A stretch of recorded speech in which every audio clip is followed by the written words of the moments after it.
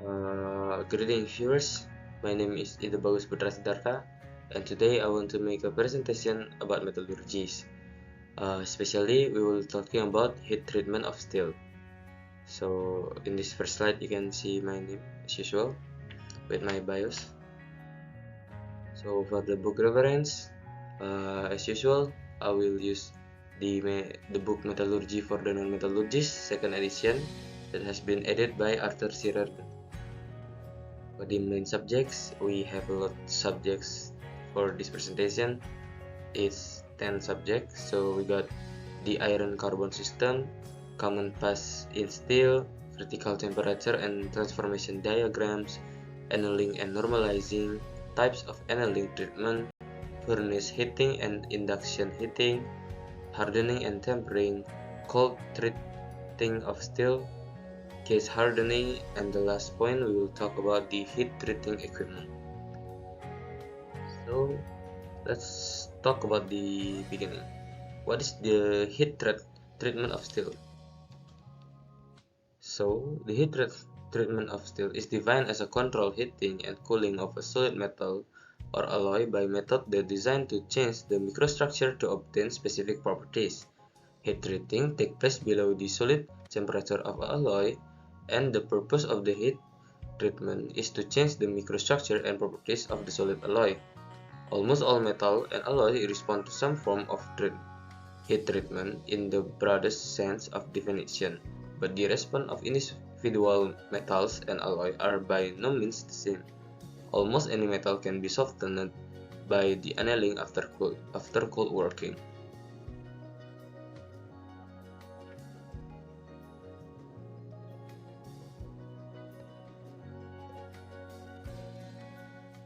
So we will talk about the first subbab, the iron carbon system. What is an iron carbon system? Steel are iron with a small amount of carbon alloying. Iron by itself has limited structural useful because it is soft. Like most pure metals, one way to increase the strength of a pure metal is to add appropriate alloying element for solid solution strengthening. A more significant role of carbon is its effect of the formation of an iron paste called austenite. Iron is an allotropic element, which means that iron atoms change their crystal structure at some specific temperature, known as a transformation temperature. Under normal conditions, austenite cannot exist at room temperature in plain carbon steel, but only at an elevated temperature within the austenite area, or G, bounded by the line of AgFeD. Austenizing of steel in the first step in several different types of heat treatment and a various kind of transformation structure that occur when a steel are cooled back down from the authentic paste determine the resulting properties of the steel. Carbon itself is almost insoluble in ferrite because the interstitial position available in the BCC lattice are not large enough to accommodate it. However, carbon is more soluble in austenite because the larger interstices in the FCC lattice, as shown in this picture, are considerably more accommodating to carbon.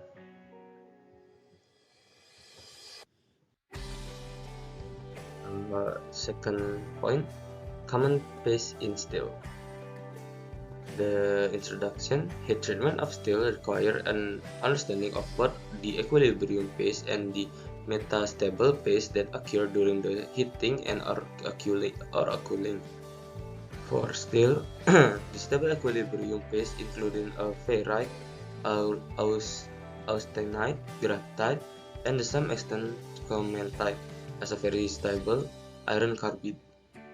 The metastable pastes are perlite, martensite, and bainite. The cementite and the perlite formation. The equilibrium iron-carbon paste diagram applies when the temperature is held constant or when heating and cooling rate are slow enough to approximate equilibrium condition. The extent of shape of cementite carbon depends on the amount of a carbon and thermal history as described as subsequently. The discussion centered on the transformation of austenite in steel with three types of level of carbon alloying. There is a eutectoid steel with carbon content near the OTC point of 0.77%, a hypotectoid steel with carbon content below the eutectoid composition, and the hyperetectoid steel with carbon content above the eutectoid composition. So let's talk about the eutectoid steel and pearlite formation. The definition of eutectoid point on phase diagram is the solid state version of a eutectic melting point. Like a eutectic transformation during a solidification, eutectic point on phase diagram is where a single solid phase transforms completely at one temperature into a mixture of two or more totally new solid phase. Martensite. As noted, martensite is a metastable structure that formed during a rapid cooling of a austenite. Unlike the isothermal decomposition of phase continuous by diffusion, martensite is not a phase associated with term equilibrium. Thus, it does not appear on the iron-carbon equilibrium phase diagram. It contrasts the mechanism of martensitic transformation is a diffusionless process, where rapid change in temperature causes shear displacement of atom and individual atomic movement of less than 1 interatomic spacing. Bainite. Bainite is a distinct metastable phase in steel that occur when cooling rates are not rapid enough to produce martensite but are still fast enough so that carbon does not have enough time to diffuse or form pearlite. Like a pearlite, the constituent phase of a bainite are ferrite and camintite. That's all for bainite. So let's talk about the critical temperature and transformation diagram. The critical temperature of steel defines either the onset of a completion of phase transformation. Three important critical temperature in steel heat treatment are 1. Critical temperature for the start of the transformation to austenite and so-called eutectoid temperature, which is the into 100 austenite G. The ACM critical temperature is the high temperature boundary of the cementite in solid solution with austenite in hyperetectoid steel. Transformation diagram. The kinetic aspect of phase transformation are as important as the equilibrium diagram for the heat treatment of steel. Any practical heat treatment requires heat and or cooling. In general, there are 4 different types of transformation diagram that can be distinguished. This including isothermal transformation, isothermal transformation IT or diagram, also referred to as a time temperature transformation or TTT diagram, describing the decomposition of austenite. And the last one is about continuous heating transformation, CHT diagram, and for the other last one is continuous cooling transformation or CCT diagram. That's for about the transformation diagram. And let's talk about the annealing and normalizing. Heat treatment are not limited to just hardening and tempering. Various annealing methods are useful in developing more uniform microstructure and other combination of properties such as ductility, formability, and machinability. General annealing thermal cycle. Annealing cycle are varied according to the temperature and the method of cooling used. Annealing temperature may be classified as a subcritical annealing, intercritical annealing, and supercritical annealing. Annealing guideline. The metallurgical principle of annealing cycle can be reduced by the following 7 rules, which may use as a guideline for the development of successful efficient annealing schedule. There is 7 rules, so I will describe it one by one. The rule number 1: the more homogeneous the structure of the austenite eustenized steel, the more completely lamellar will be the structure of the annealing steel. The softest second rule, the softest condition in the steel is usually developed by eustenizing at a temperature less than 55 Celsius degree. Above A1 and transforming at the temperature usually less than 55 Celsius degree below A1. Rule number 3. Because very long time may be required for a completely transformation at temperature less than 55 Celsius degree, allow most the transformation to take place at the higher temperature, where a soft product is formed, and finish the transformation at a lower temperature, where the time required of completion of transformation is short. Rule number 4. After the steel has been eustenized, cool the transformation temperature as rapidly as feasible in order to minimize the total duration of annealing operation.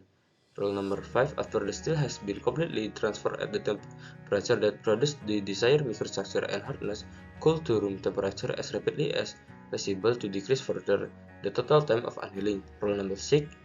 To ensure a minimum of lamellar pertolite in the structure of annelid or 0.70 to 0.90% Celsius C, to cool steel and other low alloy medium carbon steel, preheat of several hours at the temperature approximately 28 Celsius degree below the lower critical temperature or A1 before eustenizing and transforming as usual to obtain minimum hardness in a rule number 7.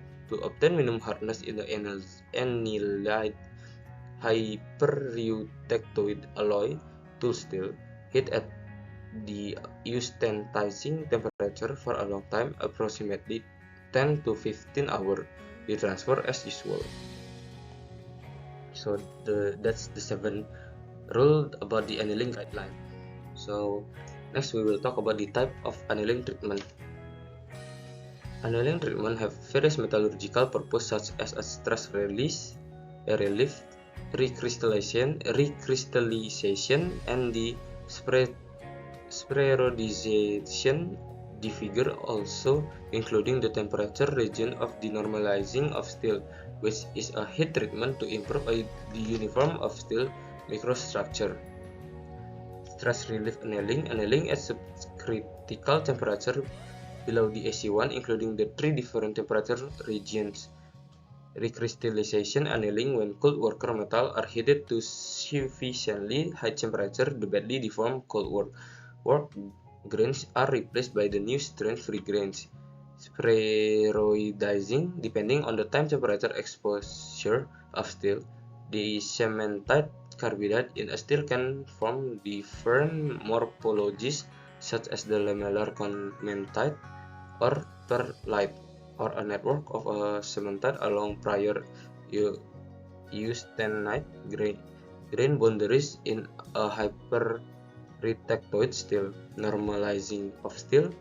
Steel is normalizing to refine grain size, make its structure more uniform, make it more responsive to hardening, and to improve machinability. The next point we will talk about the furnace heating and the induction. Furnace heating. Heat treating furnace can be generally classified as either batch or continuous furnace. Batch type furnace, where loads are placed in the furnace and its load are brought up to temperature together, and depending on the process, the furnace may or may be not cooled before it opened and load removed. Continuous type of furnace, which operate in a uninterrupted cycle as workpiece pass over a stationary hearth or hearth itself move. Effect. Induction heating method. In a method heating electrically conductive material by application of a varying magnetic field whose line of a force enter the workpiece.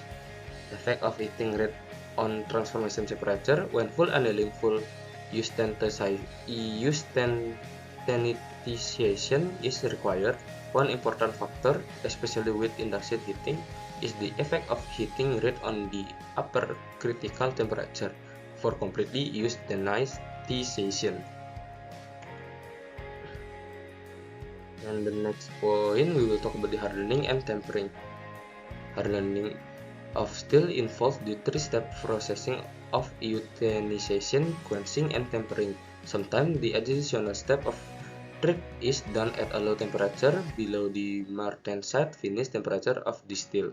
Quenching refer to process of rapidly cooling metal apart from the euthanizing or solution treating temperature, typically from within the range of 815 to 870 Celsius degree for hardening medium and low carbon steel to temperature as high as 1232 Celsius degree for hardening specific grade of high-speed steel. Quench media successfully hardening usually mean achieving the required microstructure hardening strength or a toughness while minimizing residual stress. Tempering hardening steel can be tempered to reduce hardness and to increase toughness. The next point we will talk about the cold treating of steel. After hardening, some alloy retain a significant amount of austenite that does not transform to martensite. A good example of such grade is D2 tool steel. It is not unusual for D2 to have such as a 20% retained austenite after undergoing standard heat treatment. Equipment for cold treating. A simple home-type deep freezer can be used for a transformation of austenite to martensite. Temperature will be approximately -18 Celsius degree. In some instances, hardness tests can be used to determine if this type of cold treating will be helpful. Next, it is case hardening. Case hardening is a generic term used for several processes that put a hardware-resistant surface layer on a part. There are two distinctly different approaches to various methods for surface hardening. One is overlay and coating method. It is that involves an intentional buildup or addition of a new layer, and there's a surface treatment that involves a surface and subsurface modification without any intentional buildup or increase a part dimension. Diffusion method is introduced allowing elements that enter that surface by diffusion either as a solid solution again or as hardenability agent that assists martensite reforming during subsequent quenching. Diffusion method including carburizing, nitriding, carbonitriding, nitrocarburizing, boriding, titanium carbon diffusing, Toyota diffusion process. Localized hardening process.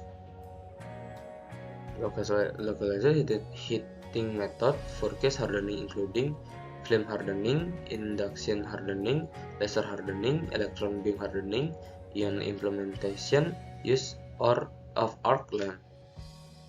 Diffusion method of case hardening. Surface hardening by diffusion involves the chemical modification of a surface. Localized hardening process. One way to produce a part with a hard surface and relative soft core without altering composition is used to steel with a low hardenability. The last one, we will talk about the heat treating equipment. Heat treating equipment, in simple terms, industrial heat treating furnaces are a insulated enclosure designed to deliver heat to workload for thermal processing. Basic elements of construction including an outer shell, refractory walls, hearth, roof, a source of heat, electricity, or combustible fuel, and means of accepting of a workload, moving it through the furnace if necessary, and removing it.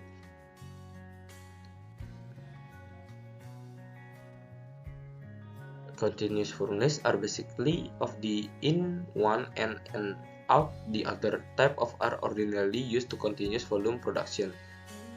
Furnace atmosphere. In many heat treatment operations, part must be heated under conditions that prevent scaling and or loss of carbon. As steel is heated, its surface becomes more active chemically. Vacuum furnace. Heated chamber in this type of furnace are evacuated to a very low level depending on the material and process by which metal is being treated. Plasma furnace. A glow discharge plasma occurs when a direct current or DC or of a few hundred volts is applied to two metal electrodes in an enclosure evacuated to a few hundred Pascal or PA of a pressure. Fluidized bed furnace consists of a bed of mobile inert particle, usually aluminum oxide, suspended by the combustion of a fuel-air mixture flowing upward through the bed. Components being treated are immersed in a fluidized bed which act like a liquid and are heated by it. And the last one is a salt and liquid bed pot furnace. Bed of molten salt or metal can be used for both heat treating and healing application. Pot furnace are unique in that the media being melted in the source of heat for this operation. Heating in a molten metal, usually lead, is an age-old practice. So that's all the presentation from me. Thank you guys for watching. It's a long video, I know, and I hope you will enjoy the next video that I will give you for the next video. Thank you guys for watching. See you next time.